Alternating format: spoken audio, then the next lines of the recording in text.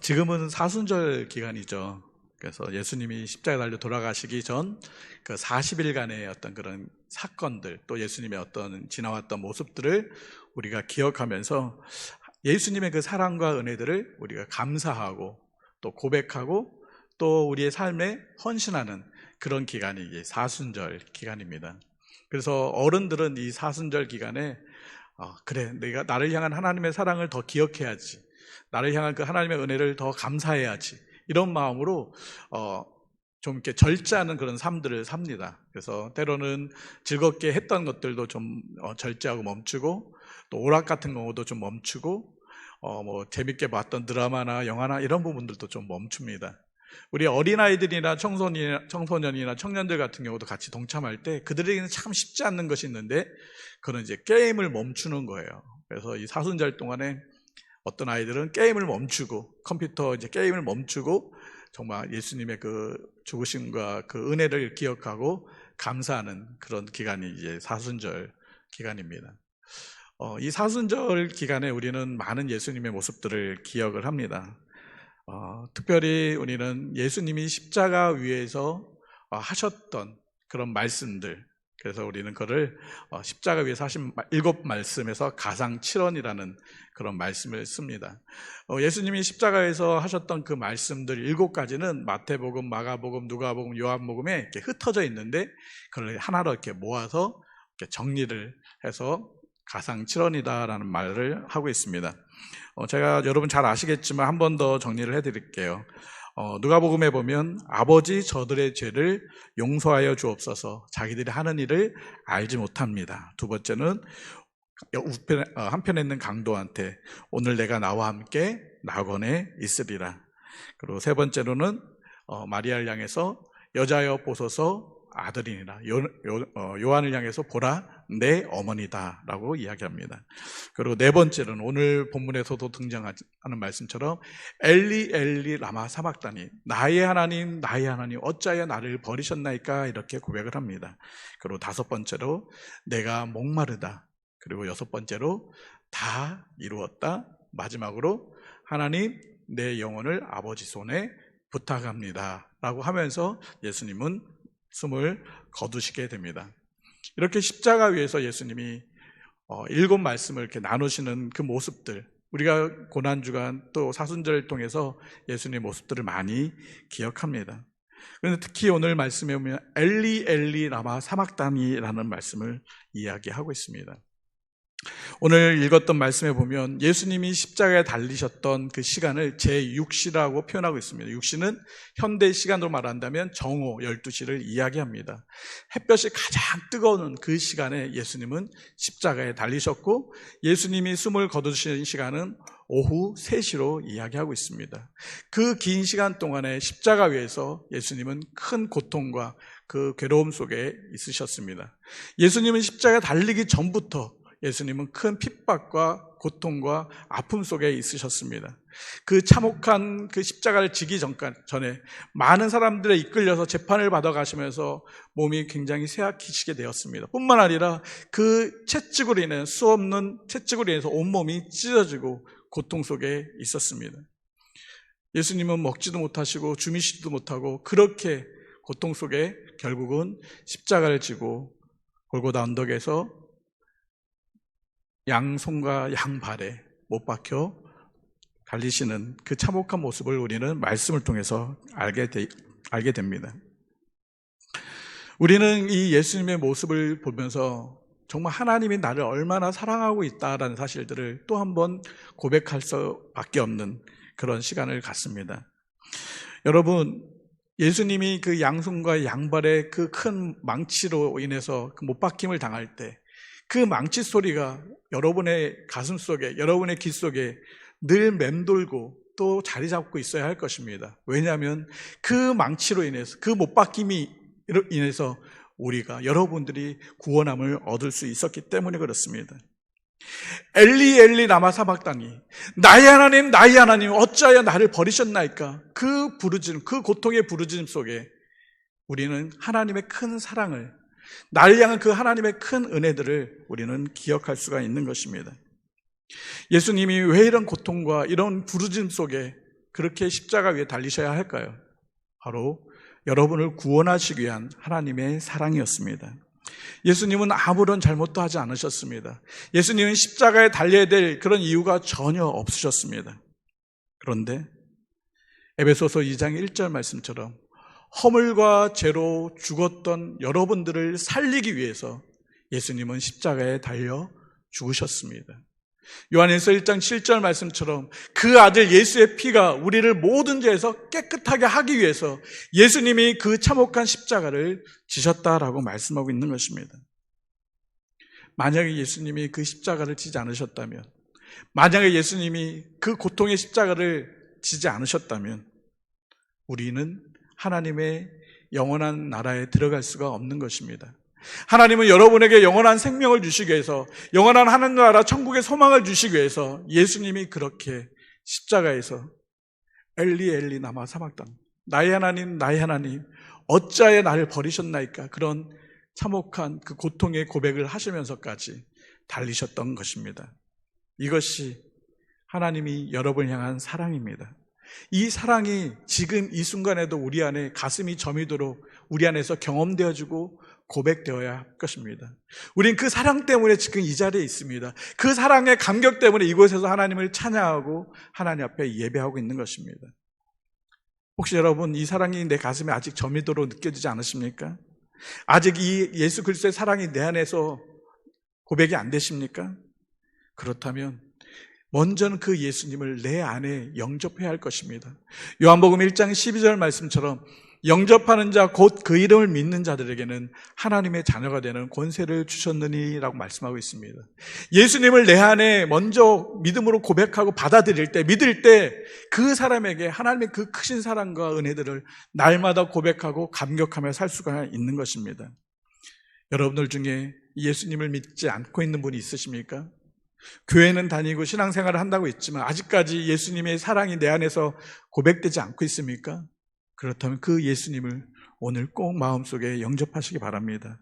그리고 이미 내 안에 예수님이 계시다면 나를 이렇게 사랑하신 그 하나님 앞에 감사하면서 하나님의 그 은혜와 그 사랑들을 고백하는 여러분의 삶이 되기를 바랍니다. 혹시 여러분들 지금 어떤 어려움이나 괴로움 속에 있으십니까? 모든 사람들은 고통과 어려움, 괴로움들이 있습니다. 특히 자녀들이 어렵고 그런 고통의 모습을 보는 부모는 참 많이 마음이 아프고 힘듭니다. 그 문제를 해결해 줄 수 있다면 정말 좋을 텐데 그 어려움과 고통을 해결해 주지 못할 때 그 부모의 마음은 더 찢어질 정도로 아프고 힘듭니다. 예수님의 그 십자가 위에서의 그 고통은 완전한 사람의 모습으로 오셨기 때문에 감당하기 정말 쉽지 않는 그런 고통이었습니다. 하나님의 본체이신 그 예수님이 완전한 사람의 모습으로 이 땅에 오셔서 저도 질 수 없는 십자가를 지지 않아도 되는데 그 십자가를 지고 십자가에서 달리셨을 때 그 모습을 지켜보셔야 될 그 하나님의 그 마음들, 오늘 보니까 33절에 보니까 온 땅이 어두워졌다라고 이야기하고 있습니다. 예수님이 십자가에 달리시고 돌아가시기까지 온 땅이 어둠으로 가득 찼습니다. 그렇습니다. 하나님의 그 사랑들은 모든 사람들을 위해서 예수님을 그대로 십자가 위에서 내어 버리신 것입니다. 이것이 하나님의 사랑입니다. 예수님이 그렇게 십자가 위에서 고통을 당하고 계실 때 여러분은 어디 계셨습니까? 오늘 예수님이 십자가 달려 죽으실 때 그 고통의 자리에 있었던 많은 사람들이 있습니다.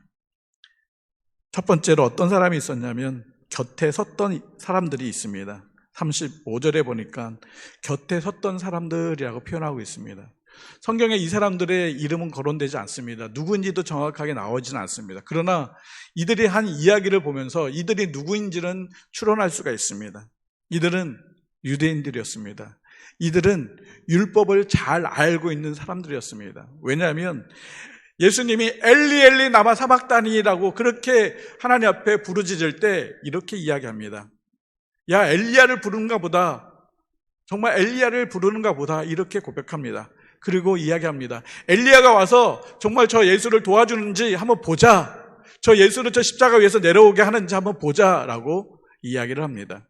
그렇다면 이들은 엘리야를 알 정도라면 구약의 율법을 알고 있는 사람들입니다. 뿐만 아니라 그 당시에 어떤 그 유대인들 안에 민간 신앙들이 있었는데, 어떤 신앙이 있냐면 의인들이 고통을 당할 때 엘리야가 와서 도와준다라는, 그래서 그 고통을 이겨낼 수 있게 해준다라는 그런 신앙들이 그들 안에 있었습니다. 그래서 이 사람들은, 야, 정말 예수님이, 저 십자가에 달린 저 예수가 의인이라면 엘리야가 와서 저 십자가에서 저 예수를 내려줄 거야. 그러니까 우리 가만히 지켜보자. 이렇게 예수님을 조롱하고 비아냥거립니다. 왜냐하면 한 번도 의인의 고통을 엘리야가 와서 고쳐주거나 도와준 적이 없기 때문에 그렇습니다. 이들은 그런 광경을 한 번도 보지 않았기 때문에 이런 일들은 일어나지 않을 거란 그런 마음이 있었습니다. 그래서 십자가에 달려있는 예수님을 향해서 비웃고 조롱하는 것입니다. 그런데 이들이 엘리야를 알 정도라면 또 그들은 알고 있는 것이 하나가 또 있었습니다. 그것은 뭐냐면 하나님의 구원의 은혜였습니다. 분명히 하나님은 우리에게 메시아를 보내주시겠다, 구원자를 보내주시겠다는 그 하나님의 약속을 이들은 이미 알고 있었습니다. 그래서 모든 유대인들은 그 메시아가 오기를 기다렸습니다. 야, 이 메시아가 와서 우리를 구원해 주실 거야. 그런 소망함들이 그들 안에 있었습니다. 이 사람들도 역시 그런 것을 알고 있었습니다. 그런데 예수님을 그 메시아로 인정하지 않습니다. 그 하나님의 약속을 이루게 하신 그 구원자로 받아들일 수 없었습니다. 왜 그랬을까요? 그들은 메시아, 구원자라고 하면 능력이 많고 정말 찬란하게 멋있는 모습으로 이 땅에 오셔서 이 로마의 압제로부터 우리 이스라엘들을, 우리 유대인들을 다 구원해 주실 거야. 그런 마음으로 메시아를 기다리고 있었습니다. 그래서 그들이 보는 메시아는, 구원자는 능력이 있고 화려한 영광스러운 모습으로 오셔야만 했습니다. 그런데 예수님은 그러지 않았습니다. 예수님은 천한 나사렛 동네에서 자라났습니다. 예수님의 부모를 보면 목수라는 천한 직업을 가진 그 부모 속에서 태어나고 자라났습니다. 어떻게 저런 예수가 우리가 생각하고 우리가 기대하는 그런 메시아가 될 수 있어, 우리의 구원자가 될 수 있어? 절대 그럴 수가 없어. 그들은 그렇게 단정을 지었고, 그래서 예수님을 향해서 비웃고 조롱하게 된 것입니다. 그런데 예수님은 이 땅에 어떻게 오셨습니까? 마가복음 10장 45절 말씀처럼 인자가 온 것은 섬김을 받으려 함이 아니라 도리어 섬기려 많은 사람들을 위해서 자신의 목숨을 대속물로 주려 하심이다라고 말씀하셨습니다. 예수님의 오신 목적은 많은 사람들에게 높임을 받고 영광을 받고 존경을 받는 그런 자리가 아니라 모든 사람들을 위해서 십자가에서 목숨을 내어주는 그런 모습으로 오셨다. 그것을 위해서 이 땅에 오셨고 지금 그런 모습 때문에 십자가 달려 피 흘려 죽고 있다라는 것을 예수님은 이미 말씀해 주셨습니다. 너무 나약하게 보여있는 그 예수님, 목수의 아들, 이들은 그 예수님을 메시아로 받아들일 수 없는 이유가 바로 여기 있었던 것입니다. 여러분은 예수님을 어떻게 믿고 있습니까? 여러분은 예수님을 어떻게 그려보고 어떻게 예수님을 바라보고 계십니까? 이 사람들처럼 영광스럽고 능력 많고 뭐 화려하게 그런 예수님으로 여러분은 믿고 섬기고 있습니까? 예수님은 의인이셨습니다. 그래서 이들이 생각하는 것처럼 내려올 수 있습니다. 그런데 예수님은 십자가에서 내려오지 않으셨습니다. 왜요? 십자가에서 내려오는 순간 우리에게는 소망이 없습니다. 십자가에서 내려오는 순간 우리는 영원한 죄의 형벌인 영원한 지옥으로 떨어질 수밖에 없습니다. 십자가에서 내려오는 순간 우리는 더 이상 하나님의 영광 안에 거할 수가 없는 것입니다. 예수님은 십자가에서 흘리시는 그의 피로 인해서, 십자가에서 죽는 그의 죽음으로 인해서 여러분을 구원하시기 위해서 그 방법밖에 없기 때문에 십자가에서 내려오실 수 있어도 내려오지 않았던 것입니다. 이것이 여러분을 향한 하나님의 끝없는 사랑입니다. 이 사랑이 오늘 저와 여러분에게 오늘도 이끌어서 이곳에 있게 하는 것입니다. 두 번째로 오늘 십자가 곁에 있었던 또 한 사람이 있습니다. 이 사람은 백부장이다라고 표현하고 있습니다. 백부장은 로마의 군인 100명을 거느리는 그런 장군입니다. 이 백부장은 예수님뿐만 아니라 예수님 좌우에 있는 그 강도들을 십자가에 처형하는 모든 일들을 관장했던 사람이 바로 이 백부장입니다. 그리고 100여 명의 군사들을 동원해서 혹여나 폭동이거나 혹여나 무슨 일이 일어나면 진화하고 또 그것을 막을 수 있도록 대처하기 위해서, 통제하기 위해서 그런 군인들을 이끄는 사람이 바로 백부장이었습니다. 그리고 그 백부장이 지금 예수님의 처형을 집례하고 모든 것들을 주관하고 있습니다. 그 예수님이 죽었습니다. 그 죽는 그 순간을 보고 이 백부장은 이렇게 고백합니다. 39절 말씀에 이 사람은 진실로 하나님의 아들이었다. 백부장은 이 예수님이 진실로 하나님의 아들이었다라고 이야기를 합니다. 백부장은 예수님이 십자가 달려 죽는 이유를 알았습니다. 예수님이 살아계실 때 예수님 스스로가 하나님의 아들이요, 예수님이 왕이라는 사실들을 이야기하고 선포하는 부분 때문에 십자가에 달려 죽는다는 그 죄명을 알았습니다. 그럼에도 불구하고 이 백부장은 예수님이 진짜 그가 말하는 것처럼 하나님의 아들이었다라고 인정합니다. 십자가 위에서 예수님은 그 고통 속에서도 누구를 원망하지 않았습니다. 십자가 위에서 예수님은 그 십자가의 고통을 후회하지도 않았습니다. 십자가 위에서 예수님은 어떠한 고통과 아픔 속에서도 누구에게 애원하거나 누구에게 구걸하지도 않았습니다.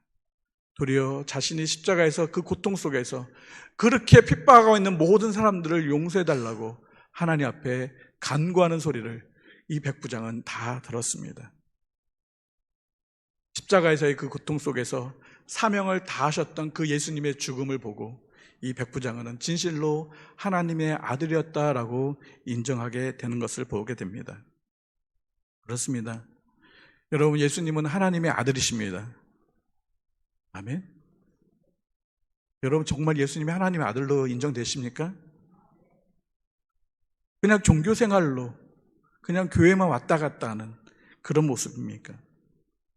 성경에 보니까 이 백부장에 대해서 더 이상 얘기가 없어요.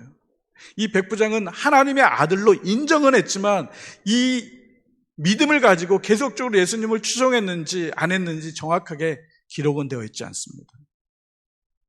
많은 사람들이 교회에 와서 예수님은 하나님의 아들이라고 인정합니다. 많은 사람들이 교회에 와서 그래 예수님은 우리의 죄를 위해서 십자가 달려 죽으신 분이야 인정을 합니다. 그러나 진정으로 그 예수님을 마음에 믿고 그 예수님을 따라가는 삶을 살고 있는 사람들은 과연 몇 명이나 될까요? 성경에 아주 무서운 말씀들이 있습니다. 그 중에 하나가 마태복음 7장 21절 말씀입니다. 나더러 주여 주여 하는 자는 많을 것이다. 그러나 다 천국에 가는 것은 아니다라고 말씀했습니다. 심지어 그 21절 이후에 보면 주의 이름으로 선지자 노릇하고 하나님의 말씀을 전하고 주의 이름으로 귀신을 쫓아내고 많은 권능을 행할지라도 나는 너를 모른다라고 예수님은 말씀하신다고 분명하게 경고하고 있습니다. 많은 사람들이 하나님의 아들로 예수님을 인정합니다. 많은 사람들이 예수님이 우리의 죄를 위해서 십자가에 달려 죽으셨다고 인정하고 알고는 있습니다. 그리고 종교 생활을 합니다. 명목상의 그리스도인들은 많이 있을 수 있습니다. 그러나 하나님은 우리에게 진정한 믿음을 원하고 있다는 사실입니다. 정말 내가 예수님을 나의 구주로 믿고 있다면, 정말 예수님이 십자가에 달려 돌아가신 그 예수님 곁에 내가 서 있다면 나의 믿음의 고백이 있어야 합니다. 그것이 오늘 한 부류의 사람들에게 나타나고 있습니다. 이 사람들은 40절에 보면 멀리 바라보는 여자들이라고 표현하고 있습니다. 그러면서 자세하게 이 여자들의 이름들을 이야기하고 있습니다. 막달라 마리아, 또 작은 야고보, 요새의 어머니 마리아와 또 살로메, 이 여인들을 이야기하고 있습니다.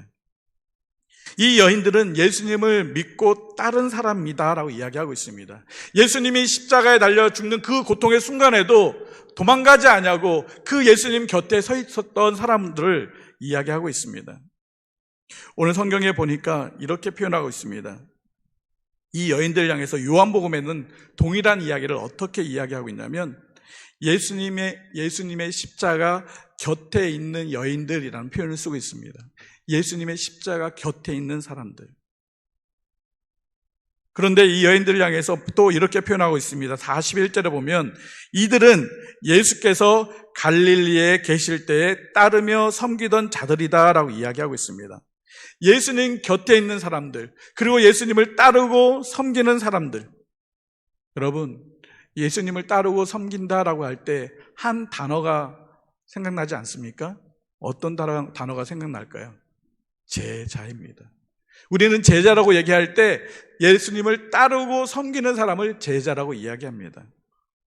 여러분은 제자입니까? 예수님을 따르고 섬겼던 이 여인들은 예수님의 그 고통의 그 자리, 그 예수님의 그 죽음의 그 십자가 곁에 머물러 있음을 볼 수가 있습니다. 어쩜 그곳에 머물러 있다가는 예수님처럼 잡혀서 십자가에 달려 죽을 수도 있고 감옥에 갈 수도 있습니다. 어쩜 많은 사람들이 야, 저 사람들도 예수님을 추종하는 사람들이야, 다 잡아야 돼, 그렇게 고발할 수도 있습니다. 이것이 두려워서 제자들은 다 도망갔습니다. 심지어 베드로도 이게 두려워서 나 예수님 몰라요, 나 예수님 몰라요, 나 예수님 몰라요 3번이나 부인하고 도망갔던 사람이 베드로입니다. 예수님이 이렇게 십자가에 달려 고통당하고 있는 이 죽음의 순간에 베드로, 안드레, 야고보, 빌립, 도마, 마태 다 예수님 곁에는 없었습니다. 제자라는 예수님을 섬기고 따르는 사람을 제자라고 이야기합니다. 여러분, 예수님을 섬기고 따른다고 다 제자가 될까요? 그렇다면 가룟 유다는 어떨까요? 예수님을 따랐지만 예수님을 버렸던 가룟 유다를 제자라고 할 수 있을까요? 예수님을 따라서 3년 반 동안 같이 먹고 자랐던 그 많은 제자들, 지금 이 순간에 다 도망갔던 이 순간에 그 사람들 향해서 제자라고 부를 수 있을까요? 예수님 옆에 이 시간에는 제자들 중에 딱 한 사람, 요한만이 머물러 있었습니다. 그리고 많은 여인들이 예수님 곁에 있었습니다. 요한이 예수님 곁에서 머물고 있었기에 예수님의 십자가의 고통과 그 예수님의 그 죽음의 모든 사건들을 자세히 기록할 수 있었습니다. 그래서 다른 성경보다도 요한복음에 예수님의 십자가의 죽음과 또 십자가 위에서 하셨던 말씀들을 자세히 잘 기록해 놓고 있는 것이 바로 요한복음입니다. 진정한 제자들이라면 그 죽음의 고통의 그 순간까지도 옆에 같이 있는 사람, 그 사람이 예수님을 진정으로 섬기는 제자들인 것입니다. 바로 이 여인들의 진정한 제자들이었습니다. 그들의 목숨을, 그들의 상황이 위험에 처할 수도 있었음에도 불구하고 모든 것을 내려놓고 예수님의 곁에 있었던 것입니다. 제자들은 자기의 이익을 따라가지 않습니다. 제자들은 자기들의 마음에 원하는 대로 행하지 않습니다. 어떠한 역경과 어떠한 힘듦이 있어도 제자들은 그 예수님의 십자가에 같이 동행하고 그 예수님이 달린 그 십자가 곁에 같이 머물러 있는 것이 제자입니다.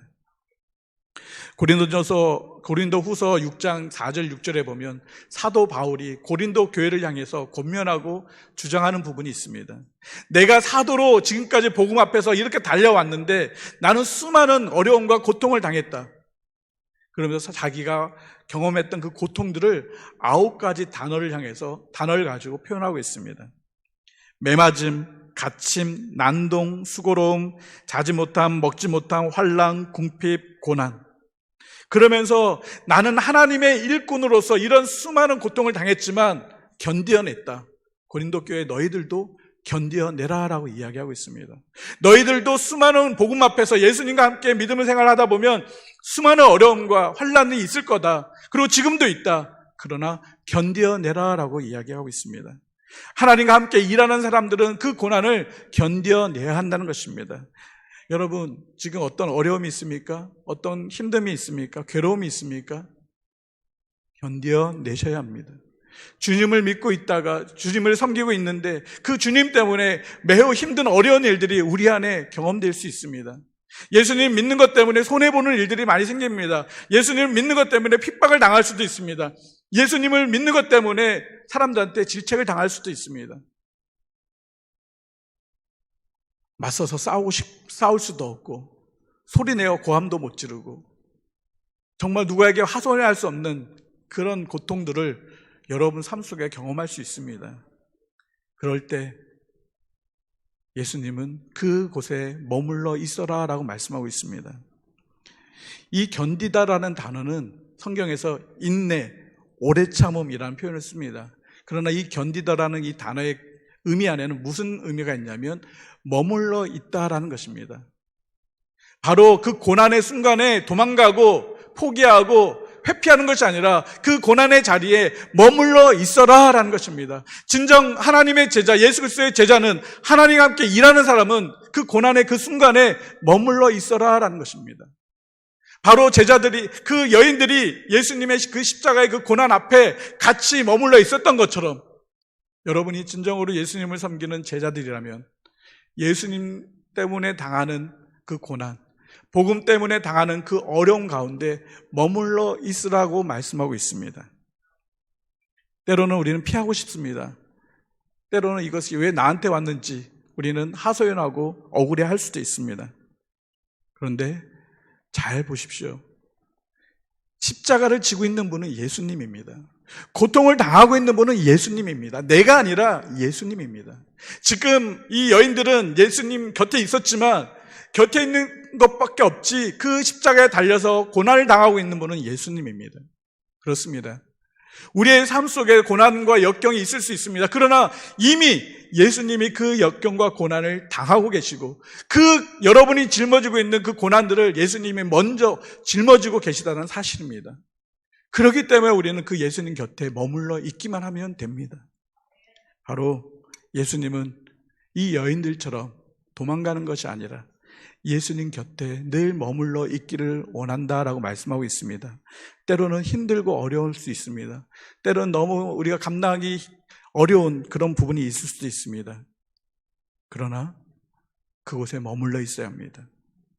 그런데 이 여인들이 그렇게 머물릴 수 있는, 예수님 곁에 이렇게 머물러 있을 수 있는 그 믿음의 근거는 무엇이었을까요? 그것은 바로 하나님 나라에 대한 약속을 믿었기 때문에 그렇습니다. 여기 보니까 이 여인들이 예수께서 갈릴리에 계실 때부터, 예수님이 갈릴리에 계실 때부터 또 예루살렘에서 오셔서까지 많은 사람들은 예수님을 따라왔는데 예수님의 무엇을 보고 따라왔을까요? 예수님이 선포하셨던 말씀을 통해서 예수님이 하셨던 그 언약의 약속의 말씀들을 믿고 있었기 때문에 그들은 여기까지 따라올 수 있었던 것입니다. 여러분은 예수님을 무엇을 통해서 믿고 있습니까? 하나님은 우리가 2000년 전에 돌아가셨던 그 예수님을 하나님의 말씀을 통해서 우리가 믿을 수 있게 하고 계십니다. 그 언약의 말씀들을 지금 우리에게 주셨습니다. 이 약속의 말씀 때문에 우리는 믿음으로 나아가고 있고 믿음으로 예수님을 바라보고 있는 것입니다. 요한일서 5장 12절 말씀에 아들이 있는 자에게는 생명이 있고 하나님의 아들이 없는 자에게는 생명이 없다라고 말씀하고 있습니다. 우리는 이 약속의 말씀을 믿습니다. 내 안에 하나님의 아들 예수님이 있기 때문에 나에게 하나님의 영원한 생명을 주셨다라는 약속을 믿기 때문에 우리가 예수님을 믿고 있는 것입니다. 할렐루야. 이 여인들도 마찬가지입니다. 예수님이 저 예수님과 함께 있으면 저 예수님 자체가 생명이기 때문에 저 예수님 때문에 우리도 영원한 생명을 얻을 수 있구나라는 그 약속 때문에 예수님을 따라온 것입니다. 로마서 10장 13절에 누구든지 주의 이름을 부르는 자는 구원을 얻으리라고 말씀하셨습니다. 이 여인들은 예수님만이 구원이라는 사실을 믿었기 때문에 예수님을 따라올 수 있는 것입니다. 여러분, 예수님만이 구원이십니까? 예수님만이 여러분에게 영원한 생명이십니까? 그렇다면 우리는 그 예수님의 약속을 믿고 어떤 어려움 속에서도 나아가야 되는 것입니다. 만약에 하나님이 우리에게 말씀을 주지 않으셨다면 어떻게 됐을까요? 하나님이 그 언약들을 우리에게 주지 않으셨다면 어떻게 됐을까요? 우리는 믿음을 가질 수 없었을 것입니다. 로마서 10장 17절 말씀에 그러므로 믿음은 들음에서 나며 들음은 그리스도의 말씀으로 말미암는다라고 말씀하고 있습니다. 우리가 믿음을 계속 가지고 믿음 생활을 할 수 있는 것은 하나님의 언약의 말씀이 우리 안에 있기 때문에 이 언약의 말씀을 믿고 우리는 신앙생활을 하게 되는 것입니다. 그래서 우리가 이 말씀을 가지고 하나님 나라의 소망 가운데서 우리는 어떠한 역경도 고난도 이겨나갈 수가 있는 이유가 바로 여기에 있습니다. 진정한 예수님의 제자들은 언약의 약속의 말씀을 믿고 어떠한 역경과 고난 안에서도 도망가지 않습니다. 회피하지 않습니다. 그리고 그 약속을 믿고 당당하게 예수님 곁에 머물러 서 있습니다. 오늘 이 사건 안에 등장하는 한 사람을 더 보고 마치겠습니다. 한 사람은 바로 아리마대 요셉입니다. 이 아리마대 요셉이 오늘 이렇게 이야기합니다.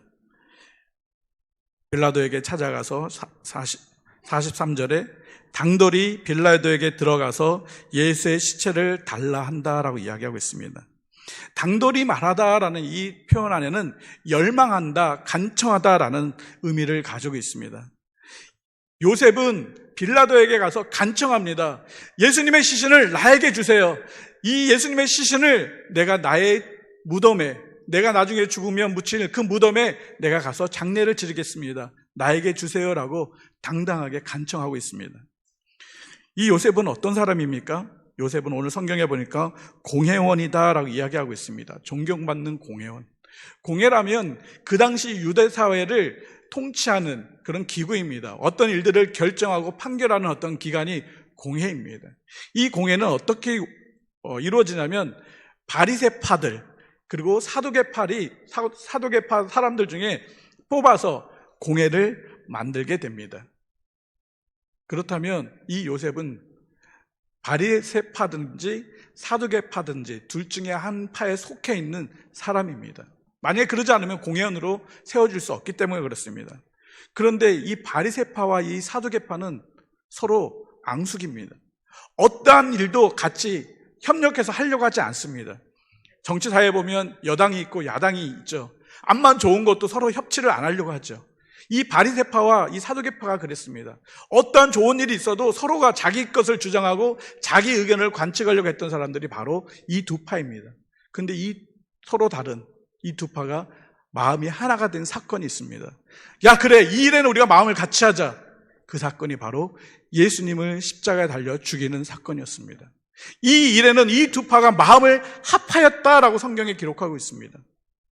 자, 그런데 그 바리새파나 사두개파 중에 한 사람이 이 요셉. 이 요셉이 당당하게 빌라도한테 가서 이야기합니다. 간청합니다. 예수님의 시신을 나에게 주세요. 만약에 이 사실들이 알려질 것입니다. 이 사실들이 같은 바리새파든지 아니면 사두개파든지 공회원들에게 알려질 것입니다. 그러면 그 공회원들이 이 요셉을 향해서 어떻게 하겠습니까? 그 공회에서 쫓아내든지 자기들이 섬기고 있던 자기들의 어떤 그룹에서 내어 쫓을 것입니다. 그러면 이 요셉은 그동안 누렸던 모든 기득권들을 다 잃을 수가 있습니다. 그럼에도 불구하고 요셉은 빌라도에게 당당하게 가서 예수님의 시신을 달라고 요청합니다. 무엇을 의미합니까? 나는 예수님을 믿는 사람이야. 난 저 예수님을 따라갈 거야. 나 저 예수님을 나의 주님으로 모실 거야 라는 믿음의 고백입니다. 그걸 어떻게 할 수 있을까요?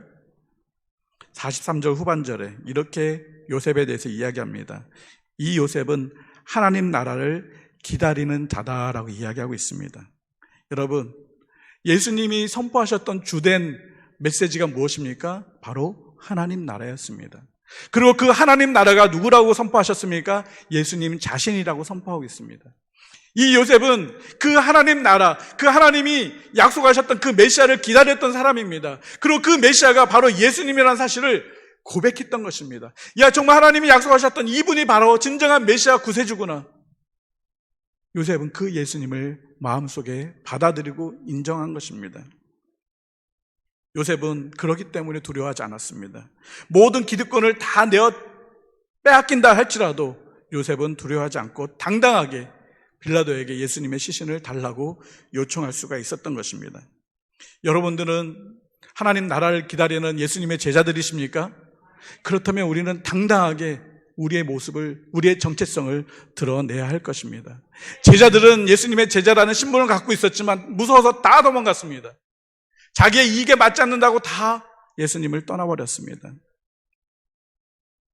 하나님 나라를 기다리는 사람들은 세상과 타협하지 않습니다. 하나님 나라를 소망하는 사람들은 세상과 어울리지 않습니다. 나의 모든 것을 다 손해본다 할지라도 하나님 나라를 기다리는 사람들은 예수님과 함께 그 길을 걸어가는 사람입니다. 여러분이 정말 예수님을 믿는 하나님의 자녀들이라면 세상을 향해서 당당하게 여러분의 모습을 보여주십시오. 저는 어린이들을 전도하고 또 어린이들에게 하나님 말씀을 가르치는 선교사입니다. 어린이들에게 말씀을 가르칠 때 꼭 빼놓지 않는 것이 하나가 있습니다. 너희들은 하나님의 자녀야. 너희들은 예수님을 믿고 따르는 사람들이야. 그래서 너희들은 세상과 구별된 삶을 살아야 돼. 세상 안에서도 너희들은 당당하게 하나님의 자녀로 살아나가야 돼.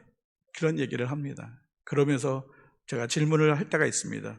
혹시 너희들은 학교에서 런치 먹을 때 기도하고 먹는 사람 손들어봐. 참 안타깝게 그 아이들 중에 손드는 아이들이 별로 없어요. 또 질문합니다.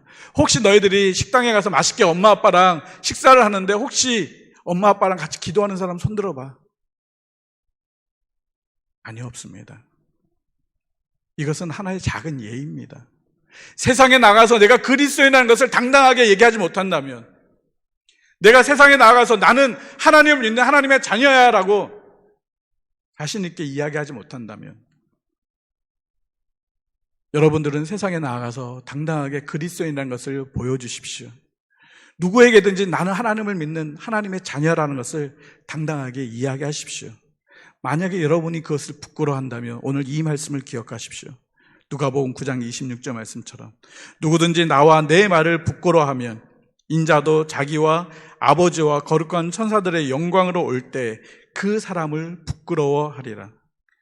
계속적으로 마태복음 10장 32절 33절에 이렇게 말씀하고 있습니다. 누구든지 사람 앞에서 나를 시인하면 나도 하늘에 계신 내 아버지 앞에서 그를 시인할 것이요, 누구든지 사람 앞에서 나를 부인하면 나도 하늘에 계신 내 아버지 앞에서 그를 부인하리라. 여러분이 세상 안에서 그리스도인으로서 당당하지 않는다면, 요셉처럼 어떤 어려움과 모든 것을 빼앗긴다 할지라도 내가 믿는 예수 그리스도를 당당하게 외치지 못한다면 하나님 앞에 섰을 때 여러분의 모습은 부끄러움 속에 있을 수밖에 없을 것입니다. 세상에서 예수님을 믿는 것을 부끄러워하지 마십시오. 세상에서 여러분의 삶 속에서 예수님을 부끄럽게 하는 삶을 살지 마십시오. 혹시 여러분이 세상 가운데서 예수님을 부끄럽게 하는 그런 모습이 있다면 멈추셔야 합니다. 끊어버려야 합니다. 이제는 더 이상 스톱 하셔야 합니다. 따라가서는 안 될 것입니다. 여러분의 삶을 돌아보십시오. 정말 내가 세상 가운데서 요셉처럼 당당하게 그리스도라는 것을 선포하고 사는지, 혹여나 나로 인해서 예수 그리스도를 부끄럽게 만드는 그런 삶의 모습이 없는지. 말씀을 정리하겠습니다. 여러분은 지금 어디에 서 계십니까? 십자가에 달려서 고통 속에 계신 그 예수 그리스도 곁에 서 있는 사람들입니까? 아니면 그것이 무서워서 다 버리고 도망가 있는, 피해버려 있는 그런 삶의 자리에 있으십니까? 엘리 엘리 라마 사막다니, 나의 하나님 어찌하여 나를 버리셨나이까? 예수 그리스도의 그 사랑과 그 은혜를 우리가 안다면 우리는 어떠한 위험과 어려움과 고통과 환난이 있다 할지라도 예수 그리스도를 믿는 그 자리에서 우리는 회피하지 않고 도망가지 않습니다. 갈라디아서 2장 20절 말씀을 읽고 마쳤으면 좋겠습니다. 우리 같이 한번 우리의 믿음으로 고백했으면 좋겠습니다. 정말 이 고백이 나의 고백이 됐으면 좋겠습니다. 같이 한번 읽겠습니다. 시작. 내가 그리스도와 함께 십자가에 못 박혔나니 그런즉 이제는 내가 사는 것이 아니요 오직 내 안에 그리스도께서 사시는 것이라. 이제 내가 육체 가운데 사는 것은 나를 사랑하사 나를 위하여 자기 자신을 버리신 하나님의 아들을 믿는 믿음 안에서 사는 것이라. 아멘. 명목상의 그리스도인이 아니라, 종교 생활을 하는 사람이 아니라 진정으로 예수 그리스도를 따라가고 고난의 그 자리까지도 내가 같이 가는, 그래서 하나님이 정말 기뻐하시고 인정하시는 그런 제자들이 되기를 주님의 이름으로 축복합니다. 이 시간에 오늘 말씀을 생각하면서 짧게 우리 결단하며 나아가기 원합니다.